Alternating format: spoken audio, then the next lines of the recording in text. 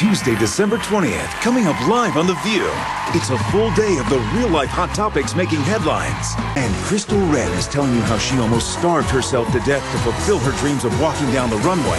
And how she ended up happy, healthy, and one of fashion's most wanted models. And we also have plus-size model Crystal Renn, who almost starved herself to death in order to fit into that world of modeling. And she's got some warnings for young ladies right now. She's actually a role model for young women. They were telling us when we were preparing for this that she is one of the most popular people amongst young women. When we do surveys of young women and who they'd like to see more from, they want to see more from her. Which is a good sign. Which is a really good sign. That's excellent. So thank you for being here. At age 14, Crystal Renn dreamed of being a supermodel. So when a scout told her she had to lose 50 pounds, she began a dangerous regimen of starving herself and compulsive exercise that left her on the brink of self-destruction. And she's here to tell us a life-changing decision that helped her, or helped make her, one of the most wanted plus-size models in fashion. Please welcome Crystal Renn. Crystal, thank you for being here. At age 19, you were one of the hottest plus-size models, gracing all the magazine covers. But I understand your career did not start out as a successful one. In fact, it almost cost you your life. Would you tell the audience what happened when you were 14 and what the scouts told you? Definitely. I was scouted when I was 14, and I didn't even know what modeling was, to be honest.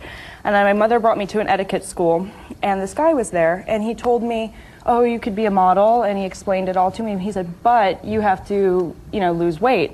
Now, how tall were you? I was about 5'7" at the time, and I was about 165 pounds. Okay. So you started a diet and an exercise regimen at that point, right? After this, because he told me he wanted me to be a 34-inch hips, and so then I ended up losing the weight after that. And how did you do it? I started out slowly. I thought, I'll just be healthy, but then I plateaued at around 135 pounds and decided to take it a little bit more drastically. So I started eating like fat-free Pringles for breakfast, Fiber One. I'd have fat-free ranch dressing on lettuce for lunch with Diet Coke.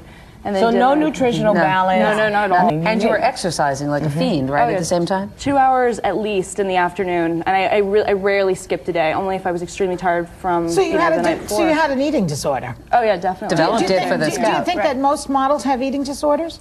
I can't necessarily speak for all. I mean, I have met, models who have had eating disorders. You're told you have to do something, and you do it because you want to become the model. Right. At what point did the scout say to you, you know what, now you look good? When I was about 96 pounds.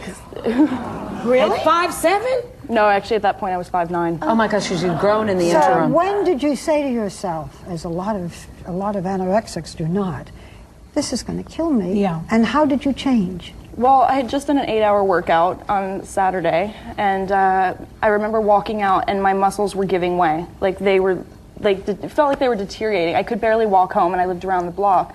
So I went and sat in Barnes & Noble for 3 hours, and then when I finally had enough energy, it took me like maybe an hour to get home because I was inching my way down. And then I went over to my agency at the time, and I said, listen, there's got to be another way. There has to be, because I can't do this anymore. Right. I'm like, and she's like, well, there's plus-size modeling. So you started to eat normally? Literally, it was quite drastic for me because I'm one of those people who when I'm done, I'm done. Yeah. And I was done. And I went, to Ford, and they were very supportive.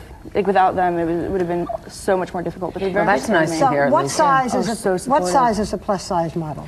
I would say anything above a 10, 12, definitely. But you're still pretty slim. They're like, what? Yeah, well, 60% of American women are over a 10, 12. I think more than that. More than that, yeah. I don't know. We should change the rules. What I love about you, Crystal, is people said to you then, well, you're not going to get runway work or this, you'll only be in catalogs. And you said, I'm going to prove you wrong. And you were just the first plus-size model to ever close a fashion show, right? With Jean-Paul Gaultier, which is a huge thing. Oh, you look beautiful. You closed a fashion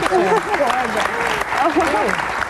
Gorgeous. Were you surprised? I mean, what a wonderful honor. Definitely. And it's sort of vindication for everything you went through. Oh, yeah, definitely. It was a huge goal for me. It was one of the biggest goals for me. And when I first found out, I was very shocked. And then when I got there, I met him and I saw the dress.